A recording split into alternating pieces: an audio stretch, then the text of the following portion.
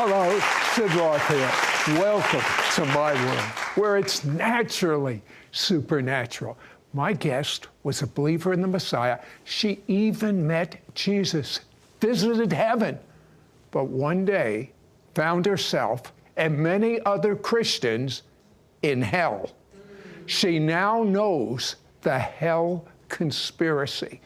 Now you are about to know what hell has purposely kept hidden from you. It's hell's best kept secret, and I'm going to blast it now.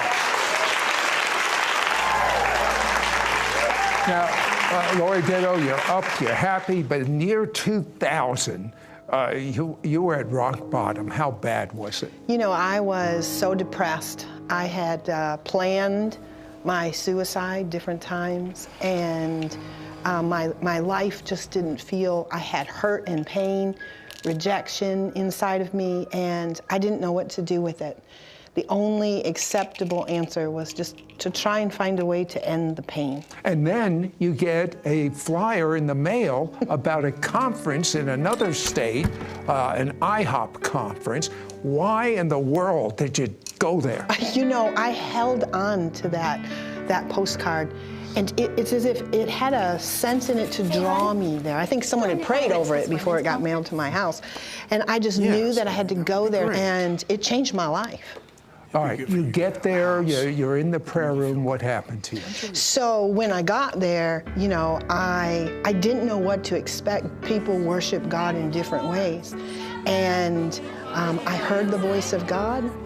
He asked me, what do you want? And I wanted to know if speaking in tongues was real.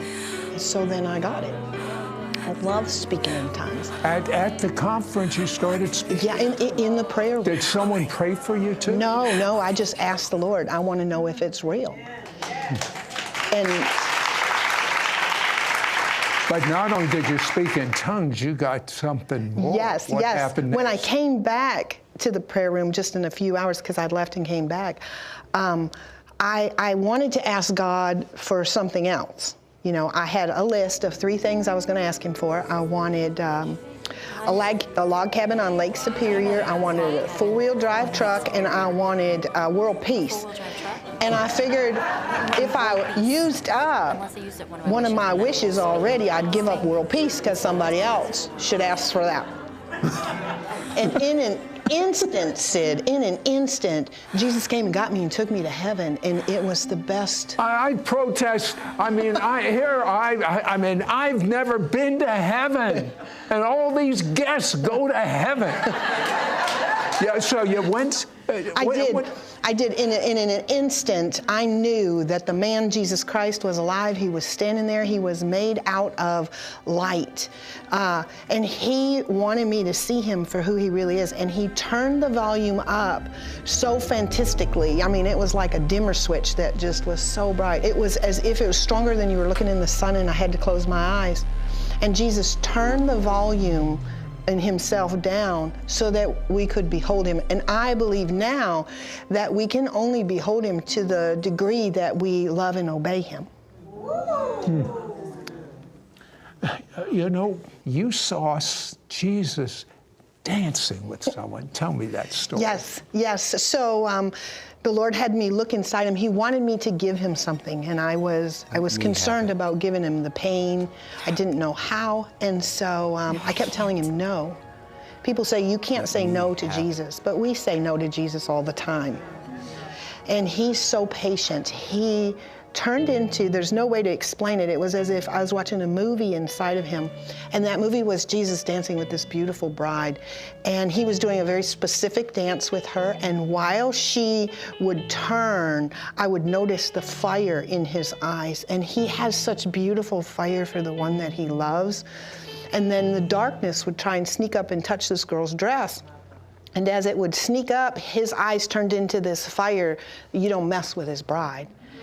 And as she turned and danced, I ached inside. I've never been loved like that. I knew that if I could have that one thing, my life would be complete. If somebody would love me like that, not just somebody, but this God who is fantastic. And when I looked at her feet, I realized those were my ankles. I have very pretty ankles.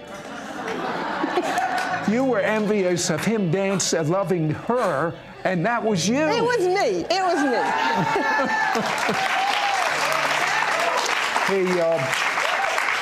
He wanted you to give something up. Yeah, he kept asking me for something, and eventually he asked me, and I realized I can trust this man.